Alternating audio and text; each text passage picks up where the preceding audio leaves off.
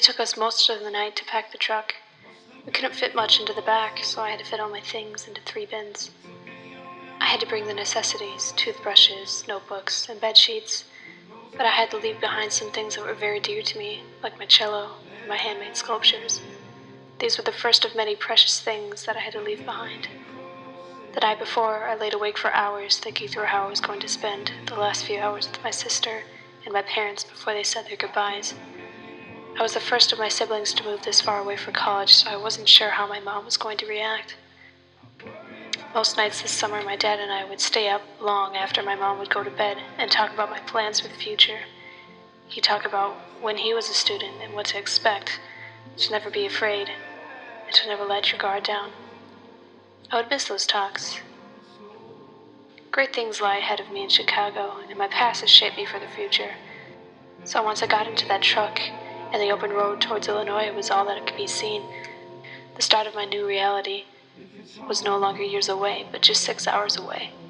Chicago would become a symbol for the biggest step forward towards my dreams. The 6-hour trek to Illinois was going to be long, but I managed to fill the time reflecting upon my past. How did I truly get here?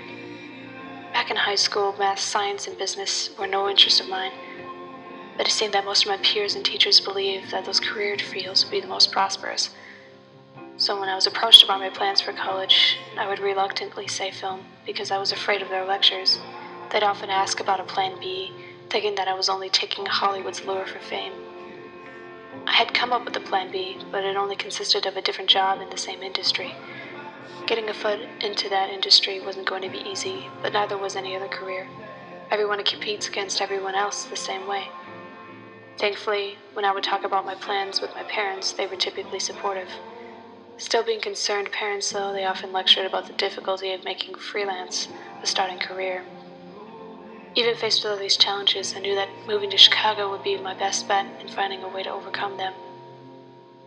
Soon the 6 hours went by and we came upon Chicago's breathtaking skyline. I had only visited the city 3 times before that moment, so the view was still very new and magical to me. Unfortunately, we came up on 5 o'clock traffic and were stuck in a standstill for a while. This allowed me to take a good look around at the tiny brick babies surrounding us and at the titanium titans off in the distance. Each one varied in height, color, and shape. All were unique and succinct amongst the visible blueprint of the city. Alongside them, I felt small, but there was something special about that relationship. In the real world, everyone is fighting to be the metal titan in the skyline of their industry. People fight every day to come up with new, fresh innovations that set them apart from the rest. This is what makes a person employable. I thought about how I was going to achieve skyscraper status. Not only did I want to become employable, but I also wanted to be the best artist I could be. Am I going to fight to be Willis Tower, or am I going to be the laundromat? The architecture wasn't the only thing that was new to me. The culture in Chicago was polar opposite to my hometowns. I grew up in a small Wisconsin town of about 13,000 people. How could I fit into a culture as diverse and as plentiful as Chicago's? Was I nervous about the crime rate? Sure, but not as much as my mother. My parents were really nervous about my possible naivety that comes with not growing up in a big city.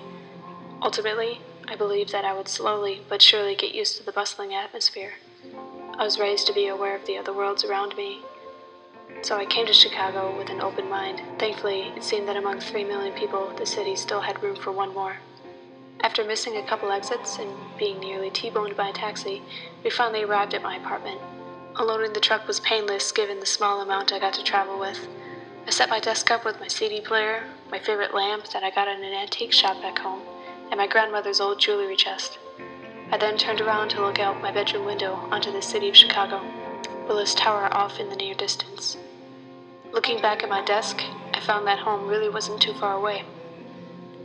Chicago ended the first chapter of my life, and as my family and I said our goodbyes, another chapter started.